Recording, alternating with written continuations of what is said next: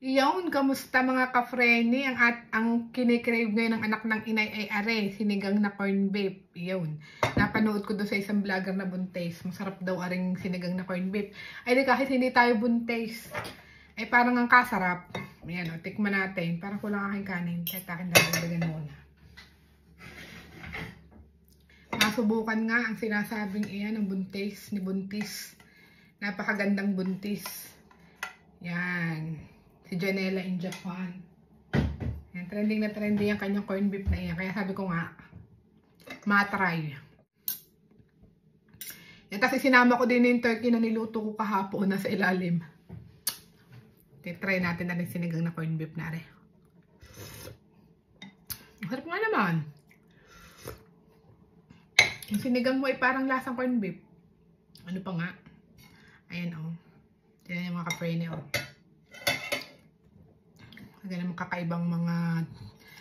namang kakaibang mga cravings pagka kay nabubuntis, kung ano-ano pinapahanap sa asawa. Kaya pati ako ay napapakain. Iyan. Nakain tayo mga kapreni. Gutom ng anak ng inay.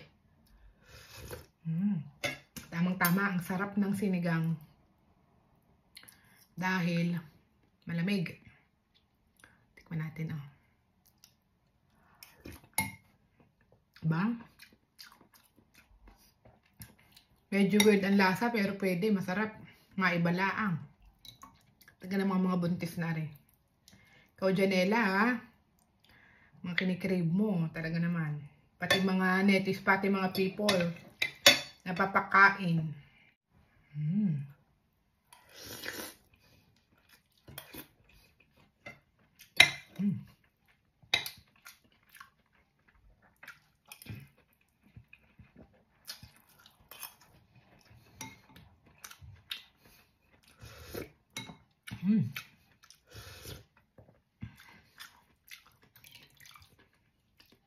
Masarap. Lalo pag maraming gulay.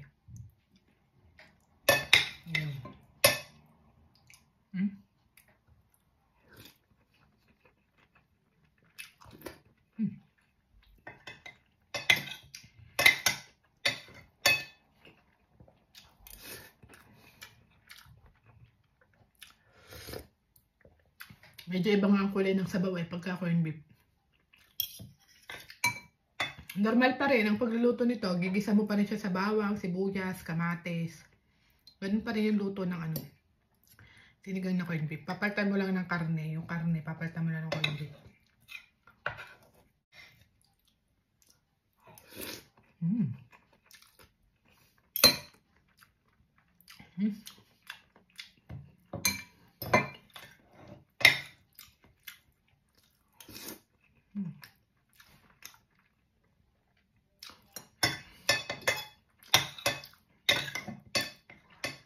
Okay na. Para sa akin, okay siya.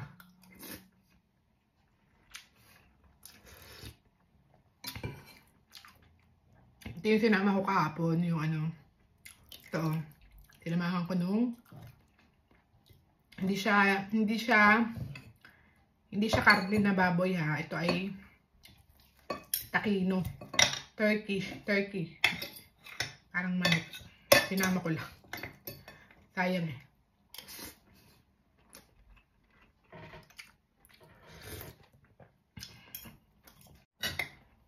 Tsaka in fairness doon sa sinigang na corn beef, nagustuhan siya ni Shin. Nagustuhan ng bata. Ano?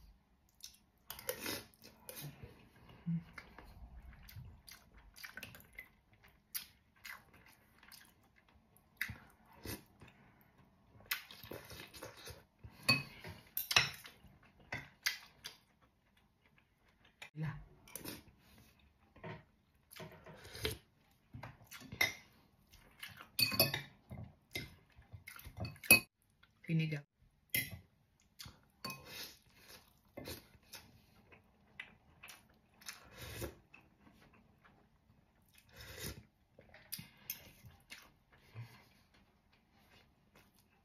Tag niyo ako mga ka-friendly kung anong ginamit nyong ano. Kung anong ginamit nyong corn beef doon sa sinigang niyo.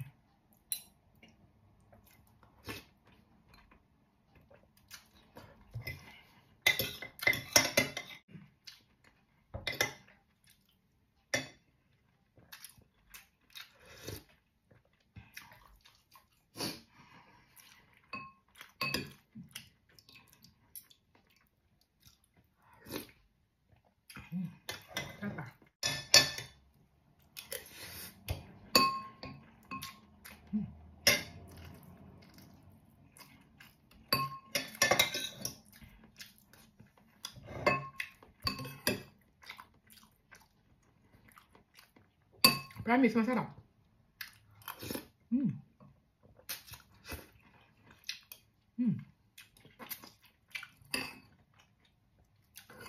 Masarap.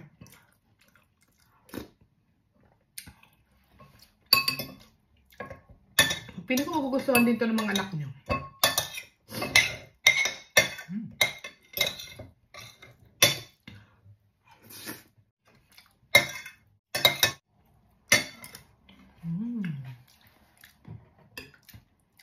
Happy tummy na naman ang anak ng inay.